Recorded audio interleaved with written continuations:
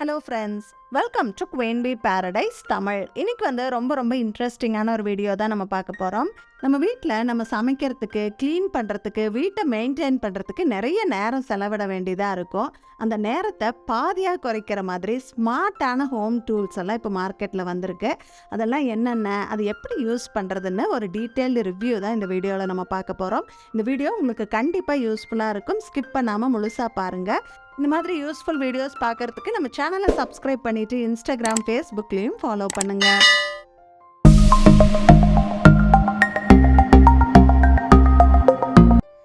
இது feather duster. பார்க்கறதுக்கு normal duster மாதிரி இருக்கும். ஆனால் இது அமேசிங்காக வேலை செய்யக்கூடிய ஒரு டஸ்டர். இது ஒன்று இருந்தாலே நம்ம வீடை ஃபுல்லாக நம்ம க்ளீன் பண்ணிட முடியும் அப்படின்னு நான் சொல்லுவேன். நம்ம ஸ்டூல் மேலே ஏறி, சேர் மேலே ஏறி எல்லாம் எதுவுமே க்ளீன் பண்ண வேண்டிய அவசியமே இருக்காது. தரையில் நின்னபடியே நம்ம வீட்டில் எல்லா இடத்தையும் சூப்பராக டஸ்டிங் பண்ணிட முடியும். இந்த ஹேண்டில் பார்த்தீங்கன்னா டெலஸ்கோபிக் ஹேண்டில் கொடுத்துருக்காங்க. 100 இன்ச் வரைக்கும் இது எக்ஸ்டெண்ட் ஆகும். அதனால் நம்ம ஸ்டூல் மேலே ஏறவே தேவையில்லை. தரையில் நின்னபடியே எல்லாமே க்ளீன் பண்ணிடலாம். இந்த ஹேண்டிலை ஷார்ட்டாக வச்சுக்கிட்டோம் அப்படின்னா நம்ம ரெகுலர் டஸ்டிங்க்கு இது யூஸ் பண்ணிக்கலாம். டஸ்ட் அதிகமாக படக்கூடிய இடங்களை சூப்பராக க்ளீன் பண்ணிடலாம். இதில் என்ன ஒரு நல்ல விஷயம் அப்படின்னா டஸ்ட்டு பறக்காது. இந்த டஸ்டர்லேயே ஒட்டிக்கும். அதனால் க்ளீனிங் ரொம்ப சுலபமாக இருக்கும். இந்த ஹேண்டிலை எக்ஸ்டெண்ட் பண்ணி விட்டுட்டா நம்ம வீட்டில் ஒட்டதை அடிக்கிறதுக்கு பயன்படுத்திக்கலாம். இந்த டஸ்டரை இந்த மாதிரி எல் மாதிரி வளைச்சி விட்டுக்கலாம். அதனால் கீழே இருந்தபடியே ஃபேன் எல்லாம் க்ளீன் பண்ணுறதுக்கு ரொம்ப சூப்பராக இருக்குது. அந்த டஸ்டர் லைட் வெயிட்டாக இருக்கிறங்காட்டிக்கு நம்மளுக்கு பிடிச்சி க்ளீன் பண்ணுறதும் ரொம்ப ஈஸியாக இருக்குது. டஸ்டர்லாம் அந்த டஸ்டர்லேயே ஒட்டிக்குது, பறக்கிறது இல்லை. இந்த மாதிரி உயரத்தில் இருக்கக்கூடிய ஷெல்ஃபில் படிகிற டஸ்டெல்லாம் கூட நம்ம கீழே இருந்தபடியே க்ளீன் பண்ணிக்கலாம்.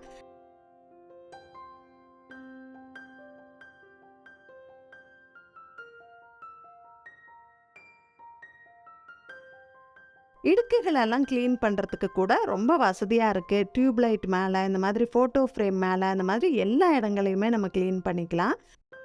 டஸ்டிங் எல்லாம் முடிச்சுட்டு நம்ம சோப்பு தண்ணியில் நல்லா அலசி காய வச்சிடலாம். மெயின்டைன் பண்ணுறது ரொம்பவே ஈஸி தான். ரொம்ப யூஸ்ஃபுல்லான ஒரு டஸ்டர், எல்லார் வீட்லேயுமே இருக்க வேண்டிய ஒரு டஸ்டர் அப்படின்னு நான் சொல்லுவேன்.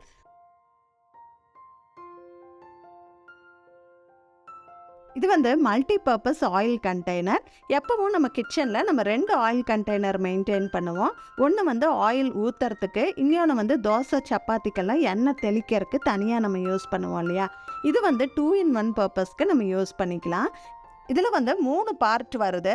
1/2 லிட்டர் அளவு எண்ணெய் பிடிக்கிற மாதிரி ஒரு குவாலிட்டியான கிளாஸ் கண்டெய்னர் கொடுத்துருக்காங்க. அதுக்கு மேலே லிட்டு ஹேண்டிலும் ஸ்பவுட்டும் இருக்கிற மாதிரி கொடுத்துருக்காங்க. உள்ளே ஒரு ஸ்ட்ரா ஃபிட்டிங்கும் வருது. இதுக்கு மேலே தோசை சப்பாத்திக்கெல்லாம் எண்ணெய் தெளிக்கிற மாதிரி ஒரு mini oil container with silicon brush வருது. இதை எப்படி பயன்படுத்துறது அப்படின்னு பார்க்கலாம்.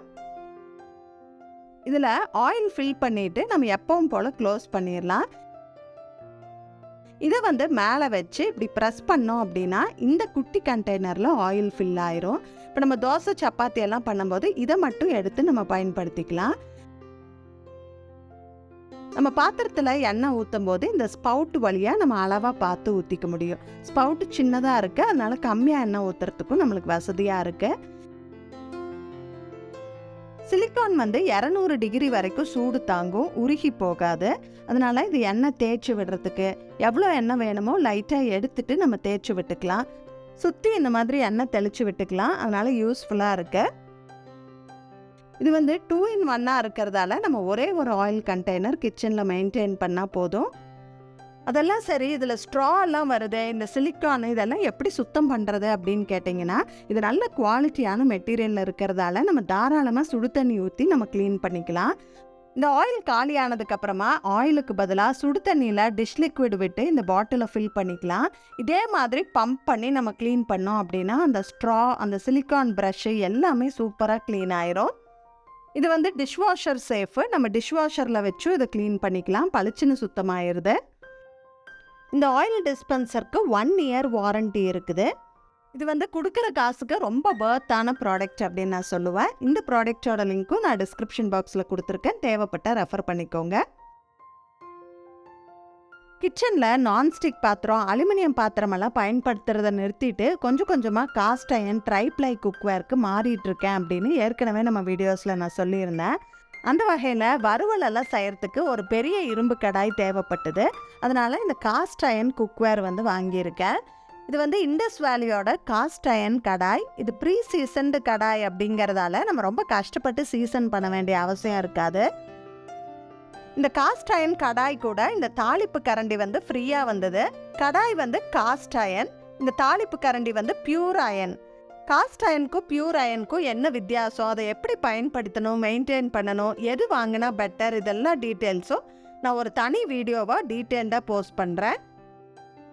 வாங்கின உடனே டிஷ் லிக்விட் விட்டு நல்லா தேய்ச்சி கழுவிட்டு ஒரு பெரிய வெங்காயத்தை நறுக்கி இதில் போட்டு வதக்கி எடுத்துட்டா போதும். இது சீசன் ஆயிரும். அதுக்கப்புறம் நம்ம ரெகுலராக பயன்படுத்தலாம். இந்த கடாய் வந்து கொஞ்சம் அதிக குவான்டிட்டியில் வறுவல் பொரியல் எல்லாம் பண்ணுறதுக்கு ரொம்ப யூஸ்ஃபுல்லாக இருக்குது. நான் மெயினாக அதுக்கு தான் பயன்படுத்துகிறேன். காஸ்ட் அயர்ன் குக்வேரில் தக்காளி சமைக்கலாமா, புளி சமைக்கலாமா, புளிப்பான ஐட்டம் எல்லாம் சமைக்கலாமான்னு நிறைய பேர் கமெண்ட்ஸில் கேட்குறீங்க. காஸ்ட் அயர்ன் குக்வேரில் நீங்கள் என்ன வேணாலும் சமைக்கலாம். ஆனால் சமைச்ச உடனேயே அதை வேறு பாத்திரத்துக்கு மாற்றி வச்சுருங்க.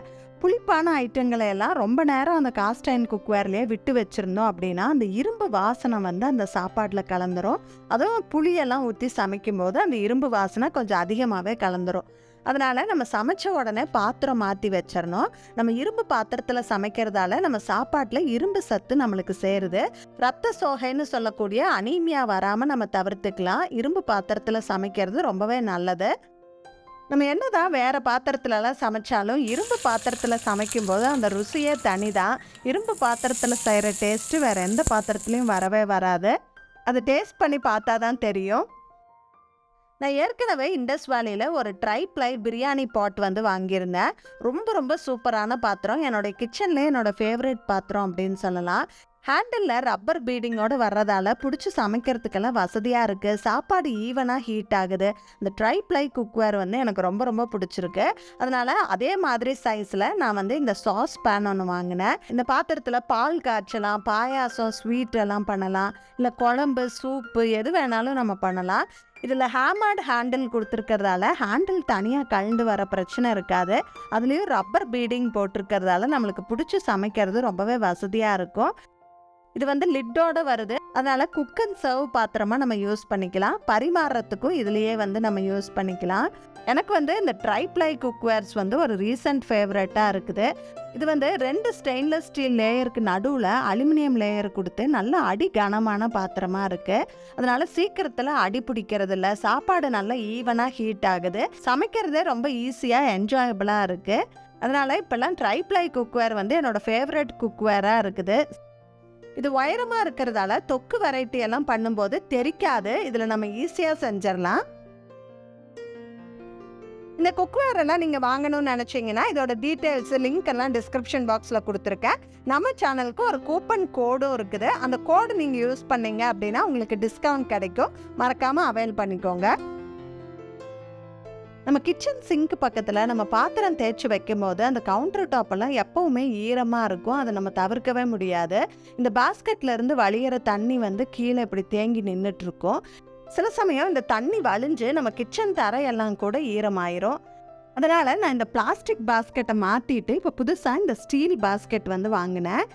இது வந்து நல்ல குவாலிட்டியான ஸ்டெயின்லெஸ் ஸ்டீலில் பண்ணியிருக்காங்க. நல்ல வெயிட் இருக்குது. 2 பக்கம் இந்த மாதிரி ஹேண்டில் கொடுத்துருக்காங்க. இதில் வந்து கரண்டி எல்லாம் மாட்டிக்கிறதுக்கு இந்த மாதிரி ப்ரொவிஷன் இருக்குது. சின்ன சின்ன ஸ்பூனு, ஃபோர்க்கு, கத்தி எல்லாம் கழுவி வைக்கிறதுக்கு இந்த மாதிரி 2 கப் வந்து கொடுத்துருக்காங்க. இதை இந்த மாதிரி மாட்டி விட்டுக்கலாம். இதில் எனக்கு ரொம்ப பிடிச்ச விஷயம் வந்து கீழே இந்த மாதிரி ட்ரே இருக்குது. நம்ம கழுவி வைக்கிற பாத்திரத்துலேருந்து வடிகிற தண்ணி வந்து இந்த ட்ரேயில் கலெக்ட் ஆயிரும். நம்ம பாத்திரம் கழுவி முடிச்சுட்டு இந்த ட்ரேவை எடுத்து அந்த தண்ணியை கீழே ஊற்றிடலாம். அப்போ நம்மளுக்கு கிச்சன் வந்து ஈரமாகாது. நம்ம கவுண்டர் டாப்பை ட்ரையாக மெயின்டைன் பண்ணிக்க முடியும். அளவு நல்லா பெருசாக இருக்கிறதால நிறைய பாத்திரங்கள் வந்து போட்டுக்க முடியுது. கரண்டி, ஸ்பூன் எல்லாம் நம்ம தனியாக வைக்கிறதுக்கு ப்ரொவிஷன் இருக்கிறதால நம்மளுக்கு ஏதாவது ஒன்று அவசரத்துக்கு வேணும் அப்படின்னா ரொம்ப தேடி எடுக்க வேண்டிய அவசியம் இல்லை. ரொம்ப கன்வீனியண்ட்டாக இருக்குது. ஸோ இந்த ப்ராடக்ட் வந்து எனக்கு ரொம்ப சாட்டிஸ்ஃபேக்ஷனாக இருக்குது. லிங்க் டிஸ்கிரிப்ஷன் பாக்ஸில் கொடுத்துருக்கேன், ரெஃபர் பண்ணிக்கோங்க.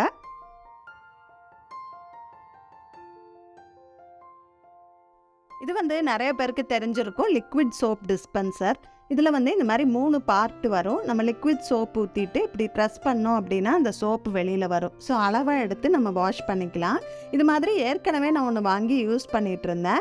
ஒரு தடவை இதை வாஷ் பண்ணி வைக்கலான்னு சொல்லி பார்ட்டை கழட்டி வாஷ் பண்ணேன். அப்போ இந்த ஸ்ப்ரிங் வந்து மிஸ் ஆயிருச்சு. அதுக்கப்புறம் அது யூஸ் ஆகலை. அதனால் புதுசாக ஒன்று வாங்கினேன். இதில் வந்து டிஷ் லிக்விடும் தண்ணியும் கொஞ்சமாக வினிகரும் வந்து நான் கலந்துக்குவேன். இப்போ பாத்திரம் நல்லா ஷைனிங்காக இருக்கும். இப்படி ப்ரெஸ் பண்ணும்போது நம்மளுக்கு அளவாக சோப்பு வந்துடும். ஒரு தடவை ப்ரெஸ் பண்ணிட்டோம் அப்படின்னா அதுலேயே நம்ம 5-6 பாத்திரம் கழுவிக்க முடியுது. அதனால சோப் வந்து நம்மளுக்கு கம்மியாக செலவாகும். சிங்க் ஏரியாவும் நம்ம நீட்டாக மெயின்டைன் பண்ணிக்க முடியும். இது விலை ரொம்ப ரொம்ப கம்மி தான். ஆனால் ரொம்ப யூஸ்ஃபுல்லான ஐட்டம் நம்ம கிச்சனில். ரொம்ப தேவையான அளவு சோப்பு யூஸ் பண்ணிவிட்டு அந்த ஸ்பாஞ்செல்லாம் ட்ரையாக நம்ம மெயின்டைன் பண்ணிக்கலாம். ரொம்ப யூஸ்ஃபுல்லாக இருக்குது. அடுத்து கிளீனிங்க்கு ரொம்ப ரொம்ப யூஸ்ஃபுல்லாக இருக்கிறது வந்து இந்த குட்டி ப்ரஷ்ஷு.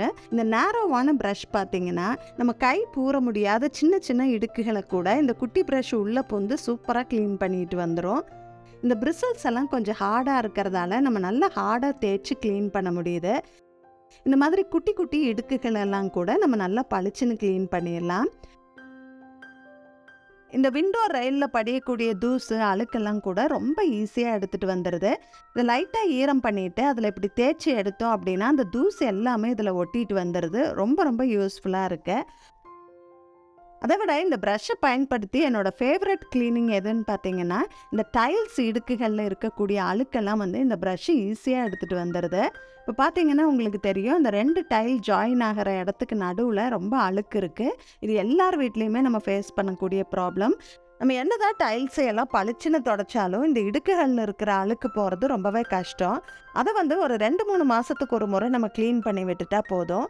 இந்த மாதிரி ஒரு க்ளீனிங் லிக்விடை ஸ்ப்ரே பண்ணி விட்டுட்டு இந்த குட்டி ப்ரஷ்ஷை வச்சு கொஞ்சம் அழுத்தம் கொடுத்து தேய்ச்சோம்னா போதும். அந்த இடுக்குகளெல்லாம் பளிச்சுன்னு க்ளீன் ஆயிரும். உங்களுக்கே நல்ல டிஃப்ரென்ஸ் தெரியும்னு நினைக்கிறேன். முன்னாடி வந்து இப்படி டார்க்காக இருந்தது அந்த டைல் ஜாயிண்ட் எல்லாம். இப்போ வந்து நல்லா பளிச்சுன்னு சுத்தமாக இருக்குது. இந்த மாதிரி இந்த கார்னர் எல்லாம் க்ளீன் பண்ணுறதுக்கு இந்த குட்டி ப்ரஷ் வந்து ரொம்ப ரொம்ப யூஸ்ஃபுல்லாக இருக்குது. இது ஐக்கியா பிராண்டுது. குவாலிட்டி சூப்பராக இருக்குது. லிங்க் டிஸ்கிரிப்ஷன் பாக்ஸில் கொடுத்துருக்கேன், ரெஃபர் பண்ணிக்கோங்க. இந்த வீடியோவில் காமிச்ச டூல்ஸோட ரிவ்யூ எல்லாம் உங்களுக்கு ரொம்ப யூஸ்ஃபுல்லாக இருந்திருக்கும்னு நினைக்கிறேன். ப்ராடக்டோட லிங்க் எல்லாமே டிஸ்கிரிப்ஷன் பாக்ஸில் கொடுத்துருக்கேன். உங்களுக்கு தேவைப்பட்டால் அதை கிளிக் பண்ணி நீங்கள் வாங்கிக்கலாம். இந்த வீடியோ பிடிச்சிருந்தா இந்த வீடியோவுக்கு ஒரு லைக் கொடுக்க மறந்துடாதீங்க. உங்கள் ஃப்ரெண்ட்ஸ் அண்ட் ஃபேமிலி கூட ஷேர் பண்ணிக்கோங்க. நம்ம குயின் பீ பேரடைஸ் தமிழ் சேனலை மறக்காமல் சப்ஸ்கிரைப் பண்ணிடுங்க. தேங்க்ஸ் ஃபார் வாட்சிங். Bye bye.